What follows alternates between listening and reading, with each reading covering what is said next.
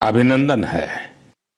कुछ ही दिनों में साल 2026 दस्तक देने वाला है और आज जब मैं आपसे बात कर रहा हूं तो मन में पूरे एक साल की यादें घूम रही हैं। कई तस्वीरें, कई चर्चाएं, कई उपलब्धियां जिन्होंने देश को एक साथ जोड़ दिया। 2025 ने हमें ऐसे कई पल दिए जिन पर हर भारतीय को गर्व हुआ।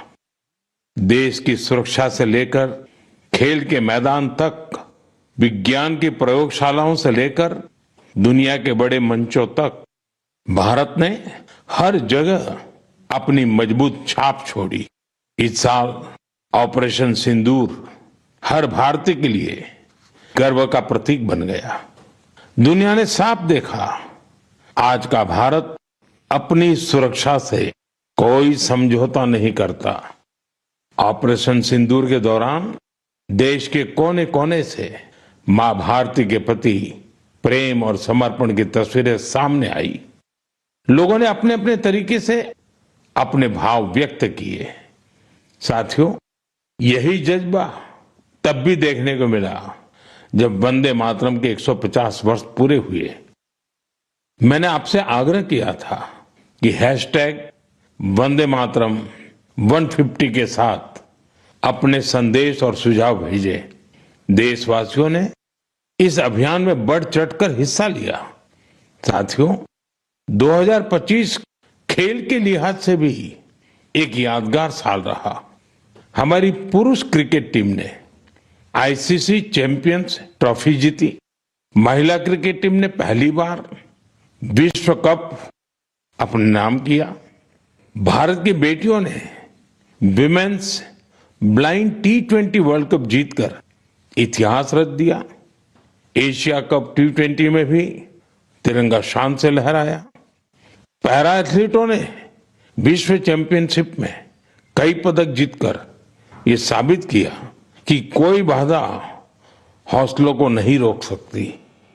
विज्ञान और अंतरिक्ष क्षेत्र में भी भारत ने बड़ी छलांग लगाई। शुभांशु शुक्ला पहले भारतीय बने जो इंटरनेशनल स्पेस स्टेशन तक पहुंचे। पर्यावरण संरक्षण और वन्य जीवों की सुरक्षा से जुड़े कई प्रयास भी 2025 की पहचान बने। भारत में चीतों की संख्या भी अब 30 से ज्यादा हो गई है। 2025 में आस्था, संस्कृति और भारत की अद्वितीय विरासत सब एक साथ दिखाई दी। साल के शुरुआत में प्रयागराज महाकुंभ के आयोजन ने पूरी दुनिया को चकित किया। साल के अंत में अयोध्या में राम मंदिर पर ध्वजारोहण के कार्यक्रम ने हर भारतीय को गर्व से भर दिया। स्वदेशी को लेकर भी लोगों का उत्साह खूब दिखाई दिया। लोग वही सामान खरीद रहे हैं जिसमें किसी भारतीय का पसीना लगा हो और जिसमें भारत की मिट्टी की सुगंध हो। आज हम गर्व से कह सकते हैं 2025 ने भारत को और अधिक आत्मविश्वास दिया है। ये बात भी सही है, इस वर्ष प्राकृतिक आपदाएं हमें झेलनी पड़ी, अनेक क्षेत्रों में झेलनी पड़ी। अब देश 2026 में नई उम्मीदों, नए संकल्पों के साथ आगे बढ़ने को तैयार है। मेरे प्यारे देशवासियों, आज दुनिया भारत को बहुत आशा के साथ देख रही है। भारत से उम्मीद की सबसे बड़ी वजह है हमारी युवा शक्ति। विज्ञान के क्षेत्र में हमारी उपलब्धियां, नए नए इनोवेशन, टेक्नोलॉजी का विस्तार, इनसे दुनिया भर के देश बहुत प्रभावित हैं। साथियों, भारत के युवाओं में हमेशा कुछ नया करने का जुनून है और वो उतने ही जागरूक भी हैं। मेरे युवा साथी कई बार मुझसे ये पूछते हैं कि नेशन बिल्डिंग में वो अपना योगदान और कैसे बढ़ाएंगे, वो कैसे अपने आइडिया शेयर कर सकते हैं। कई साथी पूछते हैं कि मेरे सामने वो अपने आइडियाज का प्रेजेंटेशन कैसे दे सकते हैं। हमारे युवा साथियों की इस जिज्ञासा का समाधान है विकसित भारत यंग लीडर्स डायलॉग। पिछले साल इसका पहला एडिशन हुआ था। अब कुछ दिन बाद उसका दूसरा एडिशन होने वाला है। अगले महीने की 12 तारीख को स्वामी विवेकानंद जी की जयंती के अवसर पर राष्ट्रीय युवा दिवस मनाया जाएगा। इसी दिन यंग लीडर्स डायलॉग का भी आयोजन होगा और मैं भी इसमें जरूर शामिल होऊंगा। इसमें हमारे युवा इनोवेशन, फिटनेस, स्टार्टअप और एग्रीकल्चर जैसे महत्वपूर्ण विषयों पर अपने आइडियाज शेयर करेंगे। मैं इस कार्यक्रम को लेकर बहुत ही उत्सुक हूं। साथियों, मुझे ये देखकर अच्छा लगा कि इस कार्यक्रम में हमारे युवाओं की भागीदारी बढ़ रही है। कुछ दिनों पहले ही इससे जुड़ा एक क्विज कंपटीशन हुआ। इसमें 50 लाख से अधिक युवा शामिल हुए। एक निबंध प्रतियोगिता भी हुई जिसमें स्टूडेंट्स ने विभिन्न विषयों पर अपनी बातें रखी। इस प्रतियोगिता में तमिलनाडु पहले और उत्तर प्रदेश दूसरे स्थान पर रहा। साथियों, आज देश के भीतर युवाओं को प्रतिभा दिखाने के नए नए अवसर मिल रहे हैं। ऐसे बहुत से प्लेटफॉर्म्स विकसित हो रहे हैं जहां युवा अपनी योग्यता और रुचि के अनुसार टैलेंट दिखा सकते हैं। ऐसा ही एक प्लेटफॉर्म है स्मार्ट इंडिया हैकेथॉन। एक और ऐसा माध्यम जहां आइडियाज एक्शन में बदलते हैं। साथियों, स्मार्ट इंडिया हैकेथॉन 2025 का समापन इसी महीने हुआ है। इस हैकेथॉन के दौरान 80 से अधिक सरकारी विभागों की 270 से ज्यादा समस्याओं पर स्टूडेंट्स ने काम किया। स्टूडेंट्स ने ऐसे सॉल्यूशन दिए जो रियल लाइफ चैलेंजेस से जुड़े थे, जैसे ट्रैफिक की समस्या है।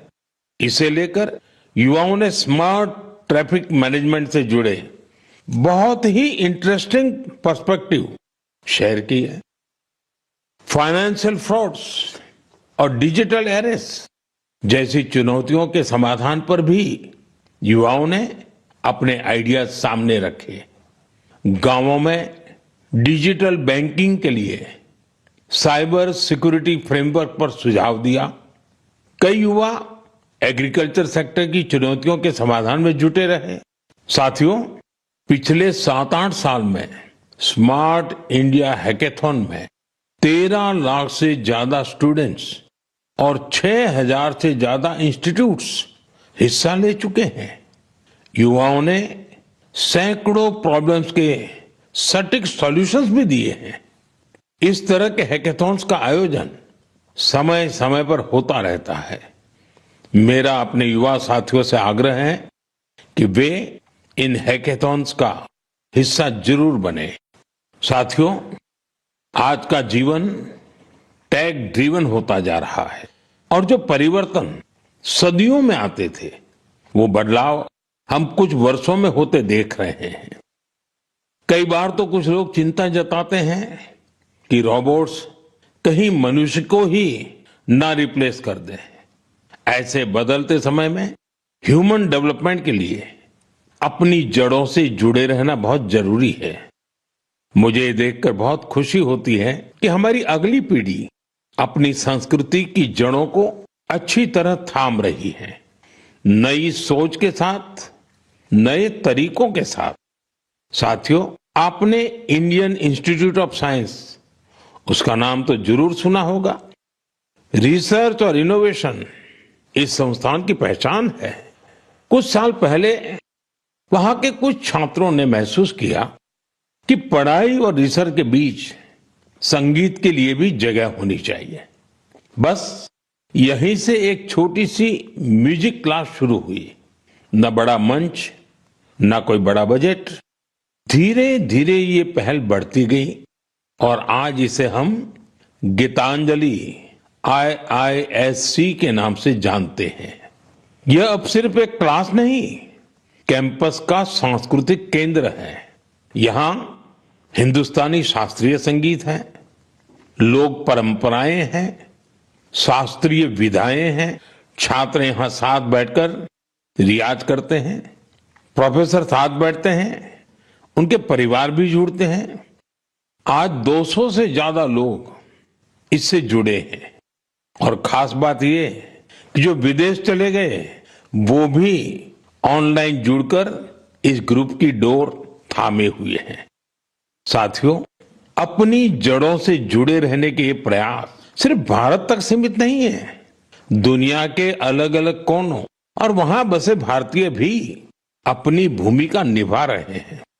एक और उदाहरण जो हमें देश से बाहर ले जाता है, ये जगह है दुबई। वहां रहने वाले कन्नड़ा परिवारों ने खुद से एक जरूरी सवाल पूछा। हमारे बच्चे टेक वर्ल्ड में आगे तो बढ़ रहे हैं, लेकिन कहीं वो अपनी भाषा से दूर तो नहीं हो रहे हैं। यहीं से जन्म हुआ कन्नड़ा पाठशाले का, एक ऐसा प्रयास जहां बच्चों को कन्नड़ा पढ़ना, सीखना, लिखना और बोलना सिखाया जाता है। आज इससे 1000 से ज्यादा बच्चे जुड़े हैं। वाकई कन्नड़ा नाडु नुडी नम्मा हेम्मे, कन्नड़ा की भूमि और भाषा हमारा गर्व है। साथियों, एक पुरानी कहावत है, जहां चाह वहां राह। इस कहावत को फिर से सच कर दिखाया है मणिपुर के एक युवा मोइरांगथेम सेठ जी ने। उनकी उम्र 40 साल से भी कम है। श्रीमान मोइरांगथेम जी मणिपुर के जिस दूर सुदूर क्षेत्र में रहते थे, वहां बिजली की बड़ी समस्या थी। इस चुनौती से निपटने के लिए उन्होंने लोकल सॉल्यूशन पर जोर दिया और उन्हें ये सॉल्यूशन मिला सोलर पावर में। हमारे मणिपुर में वैसे भी सोलर एनर्जी पैदा करना आसान है, तो मोइरांगथेम जी ने सोलर पैनल लगाने का अभियान चलाया और इस अभियान की वजह से आज उनके क्षेत्र के सैकड़ों घरों में सोलर पावर पहुंच गई है। खास बात यह है कि उन्होंने सोलर पावर का उपयोग हेल्थ केयर और आजीविका को बेहतर बनाने के लिए किया है। आज उनके प्रयासों से मणिपुर में कई हेल्थ सेंटर्स को भी सोलर पावर मिल रही है। उनके इस काम से मणिपुर की नारी शक्ति को भी बहुत लाभ मिला है। स्थानीय मछुआरों और कलाकारों को भी इससे मदद मिली है। साथियों, आज सरकार पीएम सूर्यघर मुफ्त बिजली योजना के तहत हर लाभार्थी परिवार को सोलर पैनल लगाने के लिए करीब करीब 75 से 80 हजार रुपए दे रही है। मोइरांगथेम जी के ये प्रयास यूं तो व्यक्तिगत प्रयास है, लेकिन सोलर पावर से जुड़े हर अभियान को नई गति दे रहे हैं। मैं मन की बात के माध्यम से उन्हें अपनी शुभकामनाएं देता हूं। मेरे प्यारे देशवासियों, आइए अब जरा हम जम्मू कश्मीर की तरफ चलते हैं। जम्मू कश्मीर की सांस्कृतिक और ऐतिहासिक विरासत, उसकी एक ऐसी गाथा साझा करना चाहता हूं जो आपको गर्व से भर देगी। जम्मू कश्मीर के बारामूला में जेहनपोरा नाम की एक जगह है। वहां लोग बरसों से कुछ ऊंचे ऊंचे टीले देखते आ रहे थे। साधारण से टीले, किसी को नहीं पता था कि क्या है। फिर एक दिन आर्कियोलॉजिस्ट की नजर इन पर पड़ी। जब उन्होंने इस इलाके को ध्यान से देखना शुरू किया तो ये टीले कुछ अलग लगे। इसके बाद इन टीलों का वैज्ञानिक अध्ययन शुरू किया गया। ड्रोन के जरिए ऊपर से तस्वीरें ली गई, जमीन की मैपिंग की गई और फिर कुछ हैरान करने वाली बातें सामने आने लगी। पता चला ये टीले प्राकृतिक नहीं है, ये इंसान द्वारा बनाई गई किसी बड़ी इमारत के अवशेष है। इसी दौरान एक और दिलचस्प कड़ी जुड़ी। कश्मीर से हजारों किलोमीटर दूर फ्रांस के एक म्यूजियम के आर्काइव्स में एक पुराना धुंधला सा चित्र मिला। बारामूला के उस चित्र में 3 बौद्ध स्तूप नजर आ रहे थे। यहीं से समय ने करवट ली और कश्मीर का एक गौरवशाली अतीत हमारे सामने आया। ये करीब 2000 साल पुराना इतिहास है। कश्मीर के जहनपोरा का ये बौद्ध परिसर हमें याद दिलाता है कश्मीर का अतीत क्या था, उसकी पहचान कितनी समृद्ध थी। मेरे प्यारे देशवासियों, अब मैं आपसे भारत से हजारों किलोमीटर दूर एक ऐसे प्रयास की बात करना चाहता हूं जो दिल को छू लेने वाला है। फिजी में भारतीय भाषा और संस्कृति के प्रसार के लिए एक सराहनीय पहल हो रही है। वहां की नई पीढ़ी को तमिल भाषा से जोड़ने के लिए कई स्तरों पर लगातार प्रयास किए जा रहे हैं। पिछले महीने फिजी के राकी राकी इलाके में वहां के एक स्कूल में पहली बार तमिल दिवस मनाया गया। उस दिन बच्चों को एक ऐसा मंच मिला जहां उन्होंने अपनी भाषा पर खुले दिल से गौरव व्यक्त किया। बच्चों ने तमिल में कविताएं सुनाई, भाषण दिए और अपनी संस्कृति को पूरे आत्मविश्वास के साथ मंच पर उतारा। साथियों, देश के भीतर भी तमिल भाषा के प्रचार के लिए लगातार काम हो रहा है। कुछ दिन पहले ही मेरे संसदीय क्षेत्र काशी में चौथा काशी तमिल संगमम हुआ। अब मैं आपको एक ऑडियो क्लिप सुनाने जा रहा हूं। आप सुनिए और अंदाजा लगाइए तमिल बोलने की कोशिश कर रहे ये बच्चे कहाँ के हैं। வணக்கம். பாரத் அரசங்கத்தல் ஓரே பாரதம் உன்னத பாரதம் நடத்தப்பட்ட காசி தமிழ் சங்கமம் 4 தமிழ் கற்போம் நான் ரொம்ப கார்க்கே உதாரணத்துக்கு ஏன் தமிழில் इंट्रोडक्शन कासियोड़ भूमिल नानु पायल पटेल और सुकिंस इंटर कॉलेज की मानवी अनावरकुम येन वणक्कम। साथियों, आपको जानकर हैरानी होगी तमिल भाषा में इतनी सहजता से अपनी बात रखने वाले ये बच्चे काशी के हैं, वाराणसी के हैं। इनकी मातृभाषा हिंदी है, लेकिन तमिल भाषा के प्रति लगाव ने इन्हें तमिल सीखने के लिए प्रेरित किया है। इस साल वाराणसी में काशी तमिल संगमम के दौरान तमिल सीखने पर खास जोर दिया गया था। लर्न तमिल, तमिल कराकलम, इस थीम के तहत वाराणसी के 50 से ज्यादा स्कूलों में विशेष अभियान भी चलाए गए। इसी का नतीजा हमें इस ऑडियो क्लिप में सुनाई देता है। एन्न पेर वैष्णव नान निवेदिता शिक्षा सदन बालिका इंटर कॉलेज वाराणसी पढ़िक्किरेन। नान काशी तमिल कर्कलाम 4.0 ला तमिल भाषा पिक्कावुम इल्लुवम करेन। इंधा वयपुक्क पराधान नरेंद्र मोदी अवगलेगु नान नंटी सोलिगरेन। साथियों, तमिल भाषा दुनिया की सबसे प्राचीन भाषा है। तमिल साहित्य भी अत्यंत समृद्ध है। मैंने मन की बात में काशी तमिल संगमम में भाग लेने का आग्रह किया था। मुझे खुशी है कि आज देश के दूसरे हिस्सों में भी बच्चों और युवाओं के बीच तमिल भाषा को लेकर नया आकर्षण दिख रहा है। यही भाषा की ताकत है, यही भारत की एकता है। साथियों, अगले महीने हम देश का 77वां गणतंत्र दिवस मनाएंगे। जब भी ऐसे अवसर आते हैं तो हमारा मन स्वतंत्रता सेनानियों और संविधान निर्माताओं के प्रति कृतज्ञता के भाव से भर जाता है। हमारे देश ने आजादी पाने के लिए लंबा संघर्ष किया है। आजादी के आंदोलन में देश के हर हिस्से के लोगों ने अपना योगदान दिया है, लेकिन दुर्भाग्य से आजादी के अनेकों नायक नायिकाओं को वो सम्मान नहीं मिला जो उन्हें मिलना चाहिए था। ऐसी ही एक स्वतंत्रता सेनानी है ओडिशा की पार्वती गिरी जी।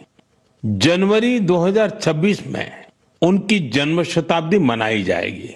उन्होंने 16 वर्ष की आयु में भारत छोड़ो आंदोलन में हिस्सा लिया था। साथियों, आजादी के आंदोलन के बाद पार्वती गिरि जी ने अपना जीवन समाज सेवा और जनजातीय कल्याण को समर्पित कर दिया था। उन्होंने कई अनाथालयों की स्थापना की। उनका प्रेरक जीवन हर पीढ़ी का मार्गदर्शन करता रहेगा। मैं पार्वती गिरि जी को श्रद्धांजलि अर्पण करूं छी।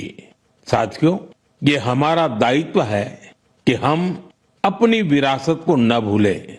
हम आजादी दिलाने वाले नायक नायिकाओं की महान गाथा को अगली पीढ़ी तक पहुंचाए। आपको याद होगा, जब हमारी आजादी के 75 वर्ष हुए थे, तब सरकार ने एक विशेष वेबसाइट तैयार की थी। इसमें एक विभाग अनसंग हीरोज को समर्पित किया गया था।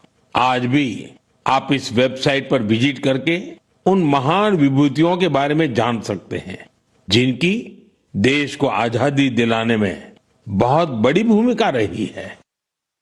मेरे प्यारे देशवासियों, मन की बात के जरिए हमें समाज की भलाई से जुड़े महत्वपूर्ण विषयों पर चर्चा करने का एक बहुत अच्छा अवसर मिलता है। आज मैं एक ऐसे मुद्दे पर बात करना चाहता हूं जो हम सभी के लिए चिंता का विषय बन गया है। आईसीएमआर यानी Indian council of medical research ने हाल ही में एक रिपोर्ट जारी की है। इसमें बताया गया है कि निमोनिया और यूटीआई जैसी कई बीमारियों के खिलाफ एंटीबायोटिक दवाएं कमजोर साबित हो रही है। हम सभी के लिए यह बहुत ही चिंताजनक है। रिपोर्ट के मुताबिक इसका एक बड़ा कारण लोगों द्वारा बिना सोचे समझे एंटीबायोटिक दवाओं का सेवन है। एंटीबायोटिक ऐसी दवाएं नहीं हैं जिन्हें यूं ही ले लिया जाए। इनका इस्तेमाल डॉक्टर की सलाह से ही करना चाहिए। आजकल लोग यह मानने लगे हैं कि बस एक गोली ले लो, हर तकलीफ दूर हो जाएगी। यही वजह है कि बीमारियां और संक्रमण इन एंटीबायोटिक दवाओं पर भारी पड़ रहे हैं। मैं आप सभी से आग्रह करता हूं कि कृपया अपनी मनमर्जी से दवाओं का इस्तेमाल करने से बचें। एंटीबायोटिक दवाओं के मामले में तो इस बात का ध्यान रखना बहुत जरूरी है। मैं तो यही कहूंगा, मेडिसिन्स के लिए गाइडेंस और एंटीबायोटिक्स के लिए डॉक्टर्स की जरूरत है। ये आदत आपकी सेहत को बेहतर बनाने में बहुत मददगार साबित होने वाली है। मेरे प्यारे देशवासियों, हमारी पारंपरिक कलाएं समाज को सशक्त करने के साथ ही लोगों की आर्थिक प्रगति का भी बड़ा माध्यम बन रही है। आंध्र प्रदेश के नारसापुरम जिले की लेस क्राफ्ट की चर्चा अब पूरे देश में बढ़ रही है। ये लेस क्राफ्ट कई पीढ़ियों से महिलाओं के हाथों में रही है। बहुत धैर्य और बारीकी के साथ देश की नारी शक्ति ने इसका संरक्षण किया है। आज इस परंपरा को एक नए रंग रूप के साथ आगे ले जाया जा रहा है। आंध्र प्रदेश सरकार और नाबार्ड मिलकर कारीगरों को नए डिजाइन सिखा रहे हैं, बेहतर स्किल ट्रेनिंग दे रहे हैं और नए बाजार से जोड़ रहे हैं। नारसापुरम लेस को जीआई टैग भी मिला है। आज इससे 500 से ज्यादा प्रोडक्ट्स बन रहे हैं और 250 से ज्यादा गांवों में करीब करीब 1 लाख महिलाओं को इससे काम मिल रहा है। साथियों, मन की बात ऐसे लोगों को सामने लाने का भी मंच है जो अपने परिश्रम से न सिर्फ पारंपरिक कलाओं को आगे बढ़ा रहे हैं, बल्कि इससे स्थानीय लोगों को सशक्त भी कर रहे हैं। मणिपुर के चुराचांदपुर में मार्गरेट राम थारसी एमजी, उनके प्रयास ऐसे ही हैं। उन्होंने मणिपुर के पारंपरिक उत्पादों को वहां के हैंडीक्राफ्ट को, बांस और लकड़ी से बनी चीजों को एक बड़े विजन के साथ देखा और इसी विजन के कारण वो एक हैंडीक्राफ्ट आर्टिस्ट से लोगों के जीवन को बदलने का माध्यम बन गई। आज मार्गरेट जी की यूनिट, उसमें 50 से ज्यादा आर्टिस्ट काम कर रहे हैं और उन्होंने अपनी मेहनत से दिल्ली समेत देश के कई राज्यों में अपने प्रोडक्ट्स का एक मार्केट भी डेवलप किया है।